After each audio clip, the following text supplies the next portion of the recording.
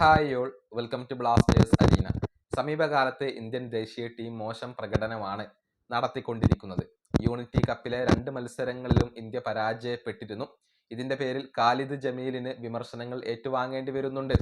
ഒരുപാട് യുവ പ്രതിഭകൾ ഉണ്ടായിട്ടും അവരെയൊന്നും വേണ്ട വിധത്തിൽ ഉപയോഗപ്പെടുത്താതെ ഈ സീനിയർ താരങ്ങൾക്ക് അഥവാ തന്റെ ഫേവറേറ്റ് താരങ്ങൾക്ക് എപ്പോഴും അവസരം നൽകുന്നു എന്ന വിമർശനങ്ങളൊക്കെ ഖാലിദിന് ഏൽക്കേണ്ടി വരുന്നുണ്ട്. മാത്രമല്ല, കേരള ബ്ലാസ്റ്റേഴ്സിന്റെ പരിശീലകനായ ആഷ്ലി വെസ്റ്റ്വുഡ് വലിയ വിമർശനങ്ങൾ ഉന്നയിച്ചുകൊണ്ട് രംഗത്ത് വന്നിട്ടുണ്ട്.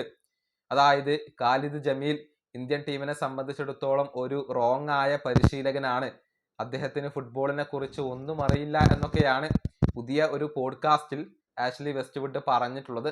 അദ്ദേഹത്തിന്റെ വാക്കുകൾ ഇങ്ങനെയാണ്: ഒരു റോങ് ആയ പരിശീലകനെയാണ് ഇന്ത്യ തങ്ങളുടെ പരിശീലകനായിക്കൊണ്ട് നിയമിച്ചിട്ടുള്ളത്. എൻ്റെ അഭിപ്രായത്തിൽ അദ്ദേഹത്തിന് ഫുട്ബോളിനെ കുറിച്ച് ഒന്നും അറിയില്ല. അദ്ദേഹത്തിന് ഡെവലപ്പ് ആവാൻ സാധിക്കുമോ എന്നുള്ളതൊക്കെ കാത്തിരുന്നു കാണാം. പക്ഷെ എൻ്റെ അഭിപ്രായത്തിൽ അദ്ദേഹത്തിന് അതിന് സാധിക്കില്ല. താരങ്ങൾ അദ്ദേഹത്തിന് വേണ്ടി കളിക്കുന്നില്ല. അത് തന്നെയാണ് ഏറ്റവും വലിയ ഉദാഹരണം. ഇന്ത്യൻ ഫുട്ബോളിന് ആവശ്യമായ ഫുട്ബോൾ ബ്രാൻഡ് നിങ്ങൾക്ക് സൃഷ്ടിക്കാൻ കഴിയണമെങ്കിൽ നിങ്ങൾ ഫുട്ബോൾ കാണുകയും അദ്ദേഹം ഏത് തരത്തിലുള്ള കോച്ചാണ് എന്നുള്ളത് കണ്ടെത്തുകയും വേണം.